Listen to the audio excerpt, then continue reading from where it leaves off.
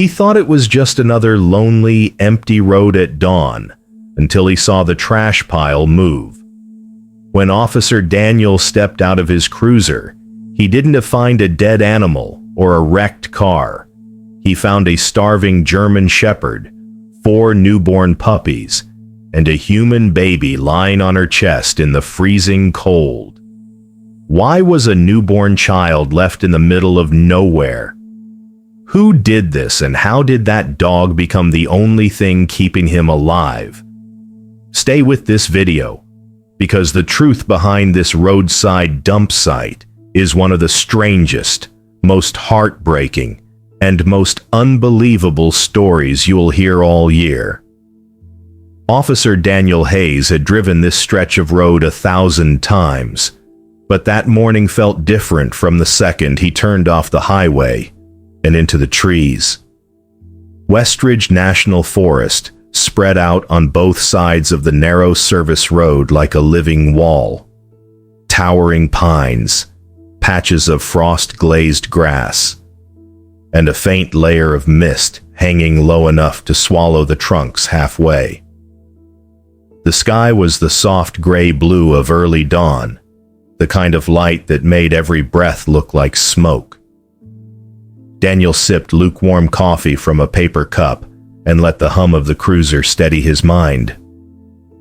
He'd worked the night shift for years, seen car wrecks, overdoses, domestic calls that never truly left his head, but the forest patrol was his quiet place. Out here, there were no bar fights or screaming matches, just the occasional lost hiker, a stuck camper, or a deer that misjudged the road. His radio crackled with a brief status check from dispatch. Unit 12, status? Unit 12, all clear, Daniel replied, glancing at the dashboard clock. 6:13 a.m. He was about to turn the cruiser back toward town when something dark caught his eye up ahead on the right shoulder.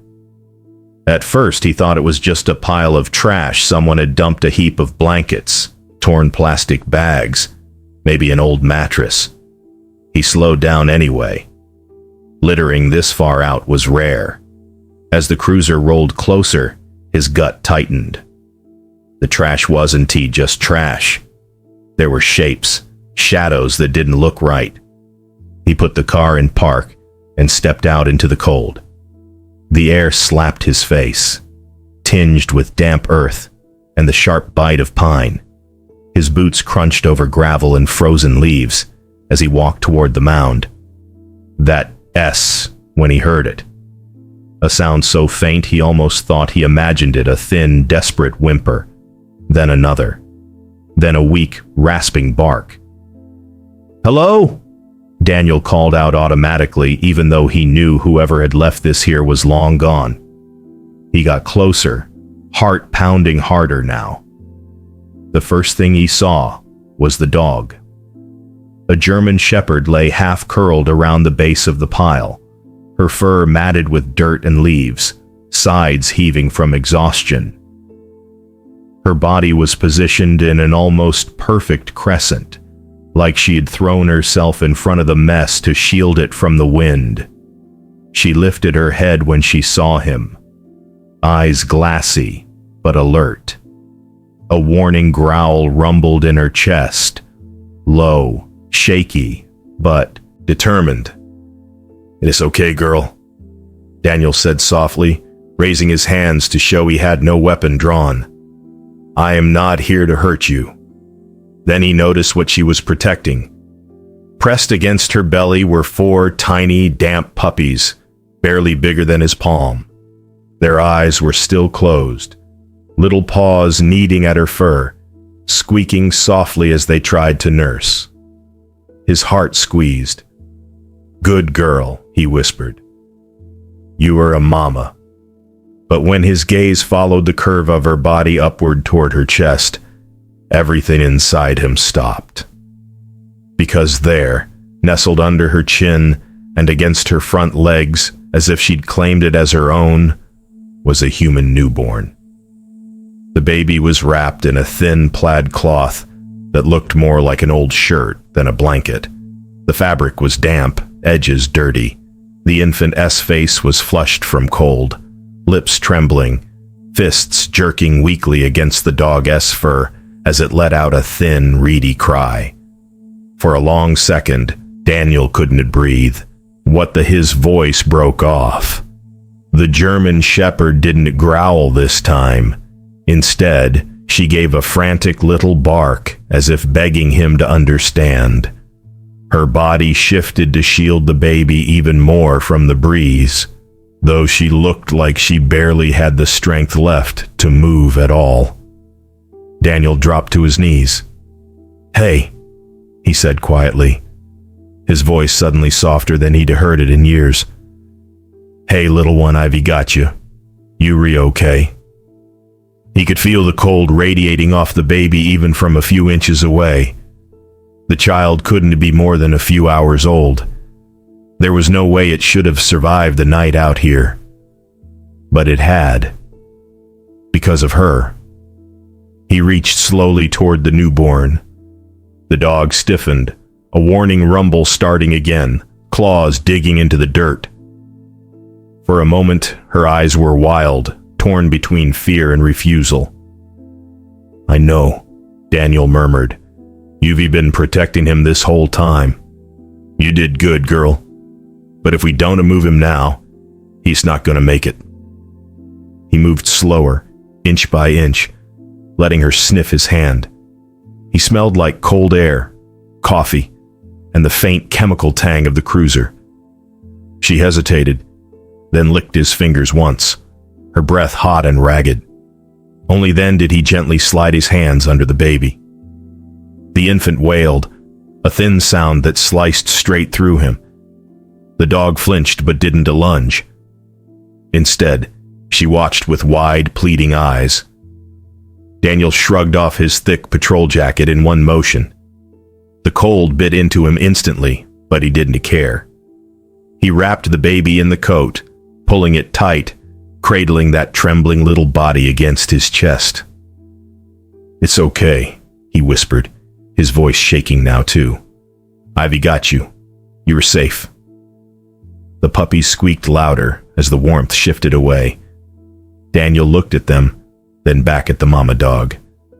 "I'm not leaving you behind either," he said. "Not after what you did. He should be called for backup first." He knew that. Protocol screamed in the back of his mind. But this wasn't a moment for paperwork or perfect procedure. This was life or death, measured in minutes and degrees of body heat. He grabbed a spare fleece blanket from the trunk, spread it on the back seat of his cruiser, and carefully carried the dog and her puppies to the car. The mother whimpered, but didn't fight. She let him lift her, her head twisting constantly to keep the baby in sight.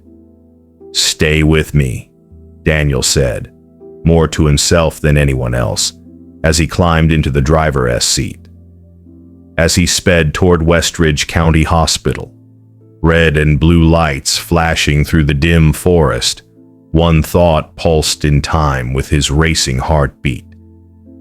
Who leaves a human baby to die in the woods? And why was this dog the only one who tried to save him? By the time Daniel crashed through the sliding glass doors of the emergency room, his jacket-wrapped bundle held close to his chest, the early morning calm of the hospital was gone. "Newborn," he shouted, his voice booming off the sterile white walls. "Found outside hypothermic risk, unknown history." The baby's cry, weak but constant, filled the incoming bay. A nurse at the intake desk shot to her feet, eyes wide. "Get Peds down here now," she yelled over her shoulder, "and grab a warmer crib." Within seconds, a flurry of scrubs and stethoscopes swarmed around Daniel. He reluctantly handed the baby over, his arms feeling strangely empty the moment the tiny weight left them. A pediatrician with tired eyes and a name tag that read DR. Lee took command, checking breathing, color, Reflexes. Cold but responsive, she murmured. We were lucky. Not luck, Daniel said hoarsely. A German shepherd kept him warm. She had puppies with her. She curled around all of them. Dr. Lee glanced up, disbelief flashing across her face, but she didn't waste time questioning him. We'll stabilize him and run tests. Do we have a name? Daniel shook his head. No ID, no note, nothing. Then we'll call him Baby Doe for now, she said softly. You did good bringing him in fast. Daniel wanted to say, I was just the ride. The real hero is back in your loading bay. But before he could respond, a tech rushed in. Officer, the dog and puppies are in the animal care room by the loading dock. The vet clinic down the street said they'll send a doctor over as soon as they can. Daniel followed the hallway toward the back of the hospital, the smell of antiseptic giving way to the damp chill from the still open bay doors. In a small room just off the receiving area, he found her. The German shepherd lay on a pile of old blankets, her side rising and falling slowly. Her puppies were tucked close to her belly, tiny bodies rooting instinctively. An IV bag hung from a makeshift stand one of the nurses had already started fluids. She looked up when Daniel stepped in. Her eyes were different now. Less frantic, still cautious, but trusting. As if she'd decided that whoever had taken the baby from her arms was on their side. You are a miracle, he murmured, kneeling beside her. You know that? She thumped her tail, weakly against the blanket. Daniel reached out, giving her head a gentle scratch. I don't know where you came from. I don't know who you belong to. But you saved that kid's life. A soft voice spoke from behind him. You naming her? Daniel turned to see a woman in a lab coat leaning in the doorway, a stethoscope around her neck. Her badge read, Dr. Maya Turner Veterinarian. You must be from Hawthorne Ridge Animal Clinic, Daniel said, standing. I am Officer Hayes. Yeah. The hospital called in a panic about a hero dog, Dr. Turner said. She moved closer, her tone gentle as she knelt to examine the shepherd. She is exhausted, dehydrated, probably hasn't eaten properly in days, but her vitals are holding. The puppies look weak but viable. She must be stayed curled around them all night, out there in the cold. She did more than that, Daniel replied. She kept a human baby alive. Dr. Turner's gaze flicked up, impressed. Then she might be the bravest dog in this town. Daniel's phone buzzed on his belt. He stepped out into the hallway to answer. Hayes, he said. Daniel, it is dispatch, came the familiar voice of Carla, the morning dispatcher. Hospital just notified Child Protective Services. They're sending a caseworker. Also, you are going to need to file a full report ASAP. This is going to get big. I figured, Daniel said. Any missing newborn reports yet? Nothing in the system, Carla replied. No Amber Alert, no frantic calls from parents. It is like he doesn't exist. That's impossible, Daniel muttered. Somebody carried that baby into the woods. He thought about the thin plaid cloth. It had felt old, worn, not hospital grade. There might be fibers, scents, anything that could help. I am heading back to the scene, he said. Have someone keep me updated on Baby Doe's condition. He stopped by the nursery on his way out. Through the glass, he saw a tiny form under the gentle glow of a warmer lamp, hooked up to monitors, a knitted hat already placed on his head by some kind nurse trying to keep him cozy. The sight hit him unexpectedly hard. Daniel swallowed. A memory flickered at the edges of his mind, a case years ago, one he hadn't been able to fix. A baby found too late. An image he had never fully shaken. Not this time. he promised silently. "Not this kid." He turned away and headed back into the cold. The forest felt different on his return. Less peaceful, more like a crime scene. The mist had thinned, and sunlight broke through the trees in pale slants. Daniel parked in the same spot and stepped out, the quiet pressing in. The mound of trash and blankets was still where he'd left it, though the scene looked even more sinister now that the baby and dog were gone. He pulled on latex gloves and walked the perimeter carefully. There were footprints. Several sets, partially smudged but still visible, the uneven pattern of someone struggling to carry weight. Another set deeper and more solid, like someone larger had been pacing. A faint drag mark near the edge of the road. He followed the trail into the woods, branches scraping his jacket, damp leaves slick under his boots. The tracks curved deeper into the trees, leading toward a direction only longtime locals took. The old cabins at Lake Hawthorne. The place had been shut down years ago after a fire. Teenagers still snuck in. Hunters sometimes passed by. But most people avoided it. Too many stories. Too many shadows. Daniel's breath came out in clouds as he climbed a small rise and saw it a weathered wooden cabin, roof sagging, one corner blackened from old burn damage. The door hung slightly open, swaying in the breeze with a dull creak. He approached with one hand near his holster, senses sharp. "Sheriff's office," he called out. "If anyone's inside, make yourself known." Silence. A bird took off from a nearby branch, wings beating loud in the quiet. Daniel stepped onto the front porch, boards groaning under his weight, and pushed the door open the rest of the way. Inside, the cabin was a wreck. Torn blankets on the floor. Empty water bottles. A broken chair shoved against the far wall. Cigarette butts crushed into the dirt near what had once been a fireplace. But what made his heart jolt was the sight near the center of the room.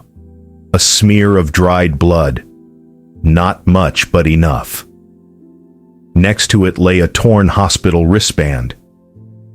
Daniel crouched, picking it up carefully with gloved fingers.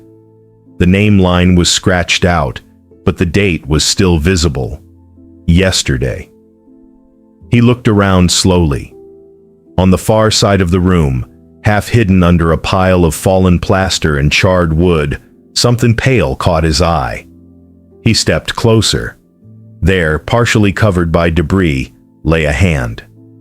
A woman's hand, blue-tinged, fingers scraped and bruised. "Ma'am!" Daniel shouted, adrenaline surging. He shoved the broken planks aside, sending dust into the air. A woman lay crumpled beneath, her hair tangled, face bruised, lips cracked. She was dressed in a thin hospital gown, dried blood staining the fabric.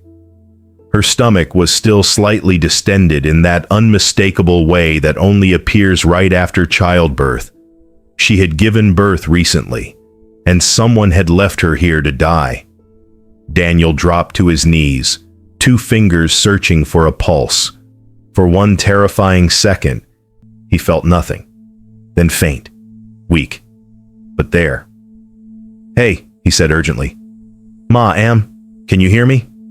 Her eyelids fluttered, her lips parted, a barely audible whisper escaping. My baby Daniel leaned closer.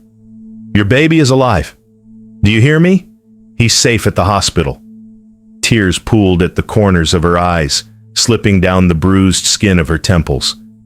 But there was something else in her expression, too pure, animal fear. He'll come back," she rasped. "Dante let him take my baby. Who?" Daniel demanded. "Who did this to you?" Her fingers twitched, weakly catching the edge of his sleeve. "Jason." The name fell from her mouth like a curse. Then her eyes rolled back and she went limp. Daniel's chest tightened. He grabbed his radio. Dispatch. This is Unit 12. I need EMS to the Old Lake Hawthorne cabins now. I've got an injured adult female, possible assault, recent childbirth, still alive. And Carla, open a new case file. He looked down at the woman's battered face, the torn hospital band, the faint smear of blood on the floor. This is attempted murder, he said quietly. And I think we just met the mother of baby Doe. The hospital looked different at night. The bright, buzzing energy of daytime was gone, replaced by a quieter, more subdued glow. Hallway lights were dimmed, monitors beeped in steady rhythms, and the world outside the windows had dissolved into pools of parking lot lamps and distant highway lights. Daniel stood outside room 214, one hand resting against the cool frame of the door.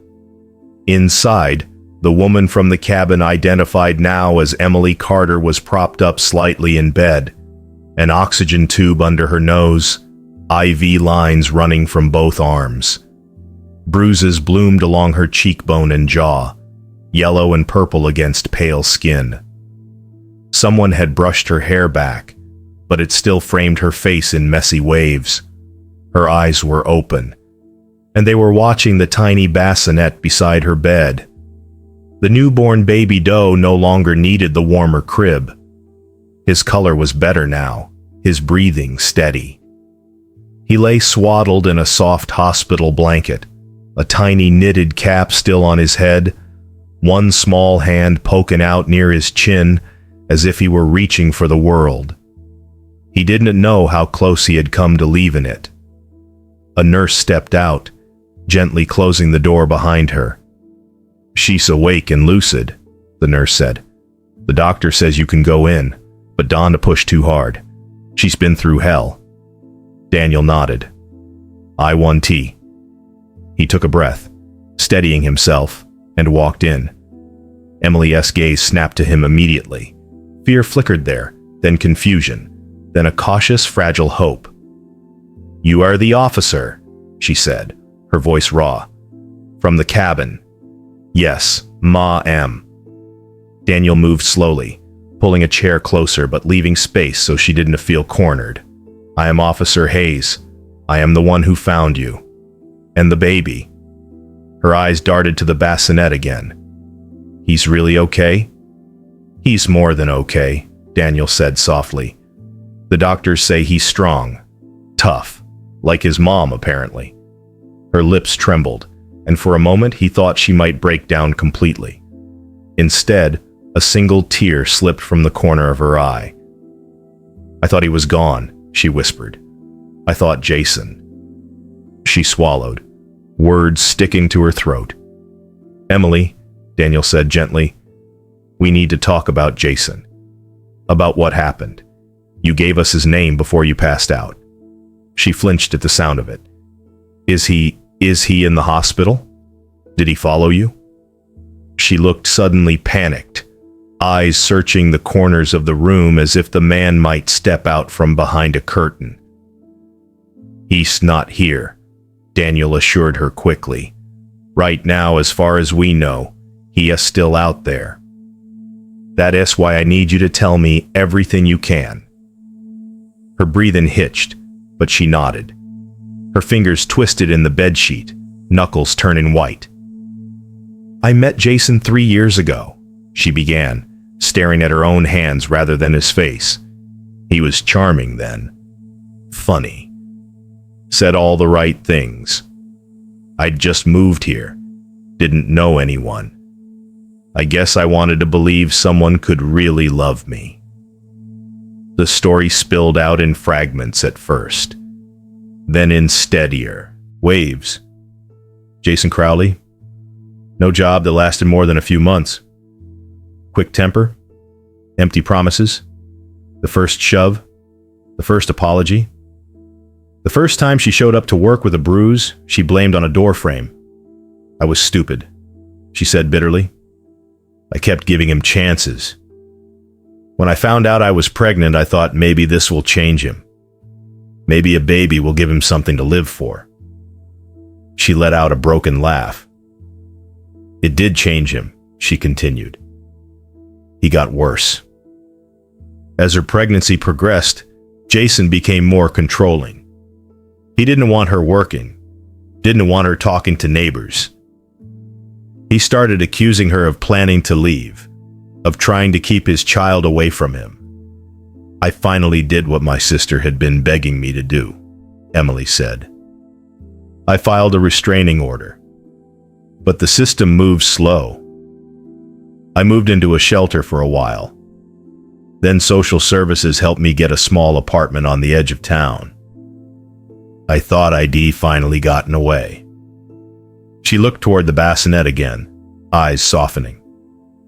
I went into labor early, she said. He must have been watching the building. The doctor said I needed an emergency C-section. Everything after that is a blur of pain and lights and voices.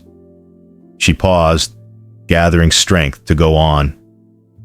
When I woke up from surgery, I was in a hospital bed. I asked for my baby. A nurse said they'd bring him soon. I must have drifted off again from the meds. When I woke up the second time, her fingers trembled harder, digging into the blanket. Jason was standing over me. Daniel's jaw clenched. He'd stolen a staff badge somehow. I don't know how. He told me he was there to take back what was his, that no court was going to keep his son from him. Her voice began to shake. He said if he couldn't have us both, then no one would. He'd unplugged her IV, ripped the monitors off her chest, pressed a pillow over her face until she stopped struggling. At least, he thought I stopped, she whispered. I pretended. I let my body go limp. I thought if he thinks I am dead, maybe he'll leave. Maybe he wanted to hurt the baby. She closed her eyes, tears streaking down her cheeks now. I remember being in a car, the smell of pine trees, tires crunching on gravel. I remember the cabin he dragged me inside, still half unconscious. He kept muttering about how the world had taken everything from him, and he wasn't going to let them take his son. Her eyes opened again, haunted but clear. He took my baby, walked out into the night, and left me on the floor, she said. I tried to crawl after him, but something in the ceiling cracked. Part of it collapsed. I couldn't move. I thought I was going to die there, listening to the wind. Daniel could picture it now, the collapsed beams, the smear of blood, the half-buried body. What happened next? He asked quietly. I don't know how much time passed, Emily said. I drifted in and out. I remember hearing footsteps outside later, a door slamming. I thought maybe he came back to finish what he started. I kept praying he wouldn't find the baby. Then nothing. Until I woke up here. She looked at Daniel, her eyes suddenly fierce despite her exhaustion. Officer Hayes, my baby-s alive because of that dog, isn't he? She asked. Yes, Daniel admitted. We found him wrapped in that plaid cloth, pressed against a German shepherd that had just given birth to 4 puppies. She kept him warm all night. Emily blinked, stunned. I don't know how to be grateful for that. A dog did what his own father wouldn't he? She may have been abandoned herself, Daniel said. But she chose to guard him anyway. A knock sounded gently at the door. A nurse peeked in. Visiting time is almost up. Just a few more minutes, officer. Daniel nodded. He turned back to Emily. We were going to find Jason, he said. You have my word. He doesn't get to disappear into the trees and pretend this never happened. Can he take my baby? She asked, terror flickering back again. Not anymore, Daniel said firmly. He crossed a line the law doesn't ignore. He stood. "One more thing. When you were stronger, there's someone I'd like you to meet." "Who?" Emily asked. "The dog," Daniel said simply. "The one who slept in the dirt with your son and kept him breathing. I think he might already belong to you in a way." Emily's lips parted, a small disbelieving smile tugging at one corner. "I'd like that," she whispered. As Daniel walked out into the hallway, his phone buzzed. It was Carla from dispatch. "Daniel, we've got a last known address on Jason Crowley," she said. "But that S not the part you need to hear." "What is?" "An old neighbor just called in," Carla continued. "She says she spotted someone matching his description walking toward the foothills about an hour ago carrying a duffel bag and acting jumpy. Guess what S near those foothills?" Daniel didn't need to guess. He already knew. "The cabins," he said. "He might be going back to clean up," Carla said. Daniel's hand tightened around the phone. "Then this time, we'll be there first." The storm rolled in just after midnight, crawling over the Rockies like a moving wall of shadow. Thunder rumbled, distant at first, then closer. Rain started in fine needles, turning quickly into hard, relentless sheets that hammered the windshield of Daniel's cruiser as he crept along the Forest Service road with his headlights cutting through the darkness. 2 other patrol cars followed behind him, their beams bouncing off the slick trunks and low-hanging branches.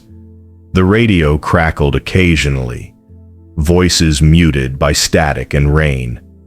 "Unit 14, approaching from the North Trail," one deputy reported. "We'll circle around behind the cabins and cut off any escape route toward the lake." "Copy that," Daniel replied. "Watch your footing. It is a mess out here." He could feel the weight of the night pressing in on him. Somewhere ahead, past the bends in the road and the sheets of rain, a man who had tried to murder his own family might be moving through the dark, thinking the storm was enough to wash away his sins. Not tonight. As the cabins came into view, dark shapes against darker trees, Daniel killed his lights and eased the cruiser onto the shoulder. The storm swallowed the sound of the engine the moment it died. He stepped out into the rain, the cold soaking through his uniform in seconds. Water ran down his neck, his hair plastered to his forehead. He barely noticed. The cabins loomed ahead, their sagging roofs and blackened edges appearing and vanishing in flickers of lightning. The wind shoved the trees, making the branches groan like the whole forest was straining to warn them away. "Eyes up, everyone," Daniel said into his radio. He could already be here. He moved low and quiet, boots sinking into mud, hand near his holstered sidearm. The beam of his flashlight cut a narrow tunnel through the rain, illuminating ferns, old fire pits, a collapsed picnic table half swallowed by moss. Then he saw it. A fresh set of footprints in the mud, deeper than before, leading directly toward the main cabin. They were big, heavy. One of them slipped, leaving a long smear a man in a hurry, not careful. The rain hadn't had time to wash them away completely. Unit 12 to all units. "I've got recent tracks heading to the primary structure," he whispered. "Converge on my position, but stay spread out." He stepped onto the cabin's front porch, boards slick and slicker with every raindrop. The door, which he left closed earlier after the paramedics took Emily, was now slightly ajar again, a sliver of darkness visible through the gap. Thunder rolled overhead as he drew his weapon, thumb resting on the safety.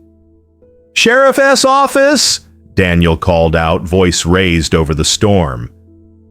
"Jason Crowley, if you in there, come out with your hands where I can see them." For a moment, There was nothing but the roar of rain on the roof. Then inside, the faint sound of something scraping across the floor. Daniel's heart rate kicked higher.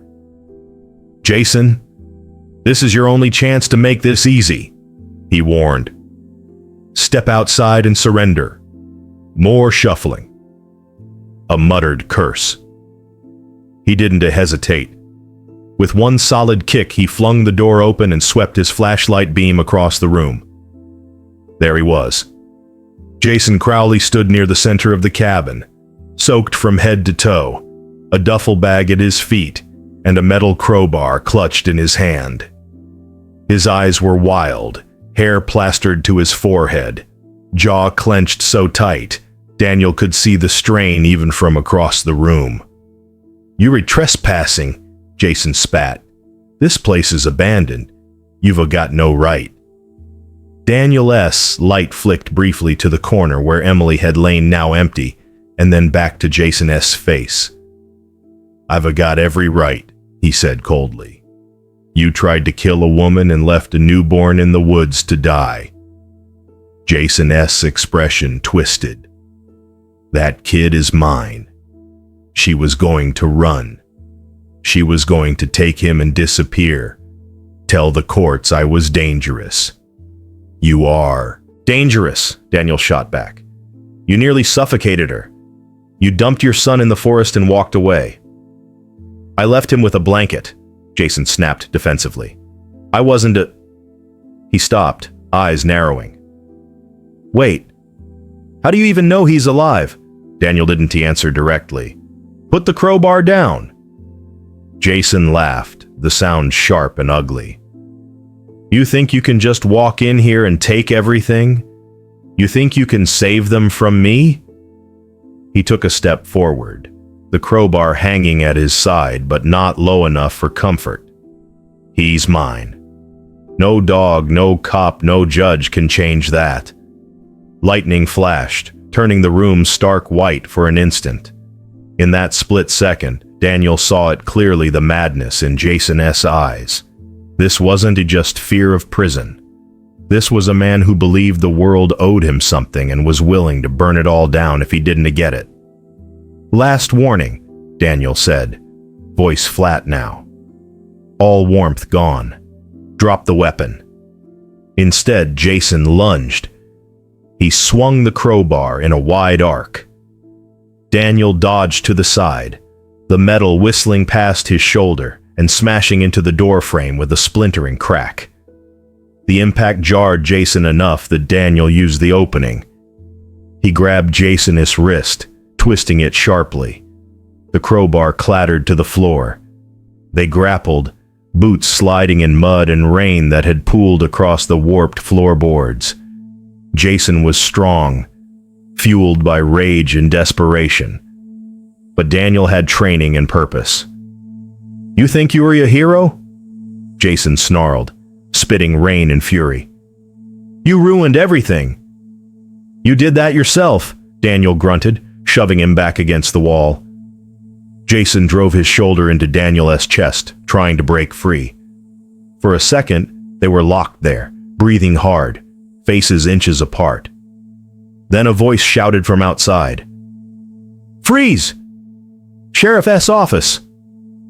Two deputies appeared in the doorway, weapons drawn, beams of light converging on Jason. He froze, chest heaving. That split second of distraction was all Daniel needed. He forced Jason's arms behind his back and snapped the cuffs on with a decisive click. Jason thrashed once, twice, then sagged, the fight bleeding out of him as reality sank in.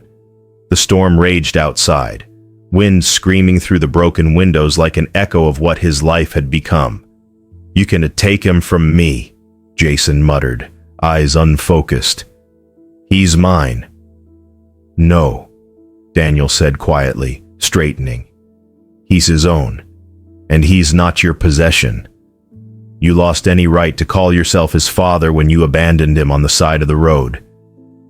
They marched Jason out into the rain, his feet dragging, duffel bag left behind on the cabin floor. Deputies loaded him into the back of a cruiser, reading him his rights over the sound of thunder.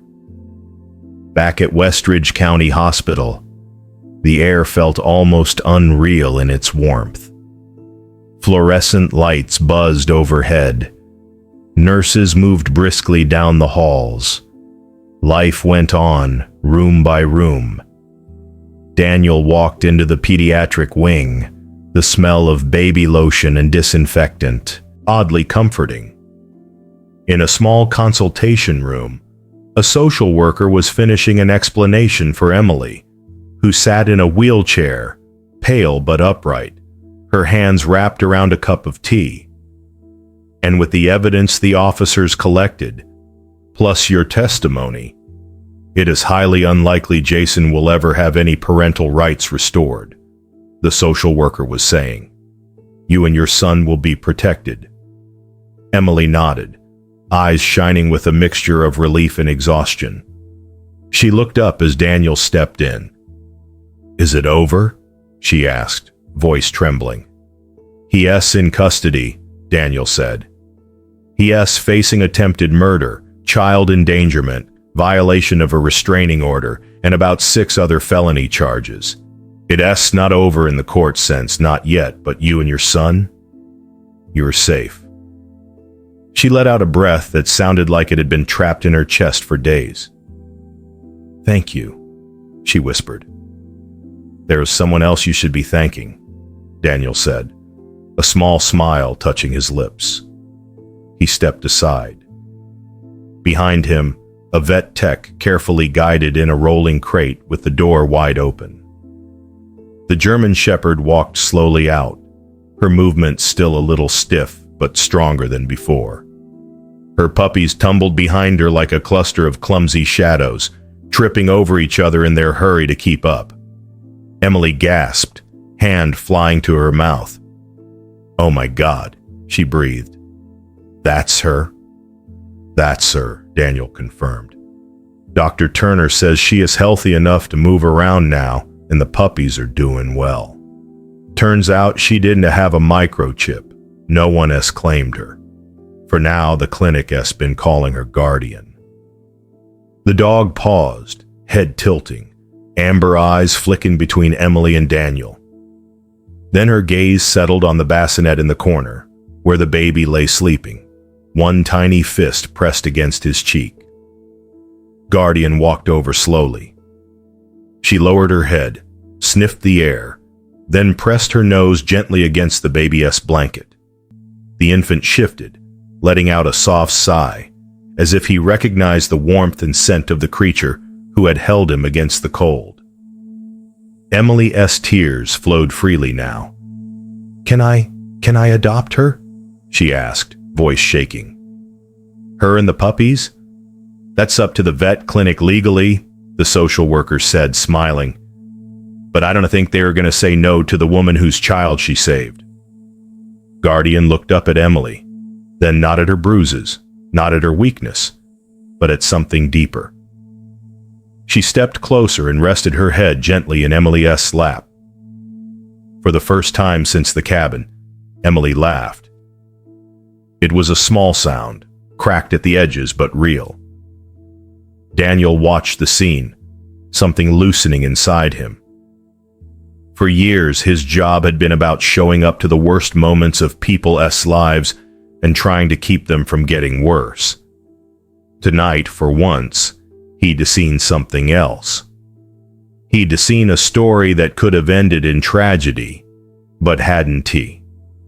Months later, the story of the dog who saved the baby in the woods would travel far beyond Westridge. News. Crews would run segments with footage of Guardian, now sleek and strong, trotting proudly beside a stroller as Emily pushed her son through a sunny park. People would send blankets, toys, donations. Someone would start a fundraiser to help pay Emily's medical bills and the costs of training Guardian as a certified emotional support dog. But on the night it all happened, when the storm still echoed in the distant mountains and the cabin in the woods sat empty and quiet, It was just a small group of people in a hospital room.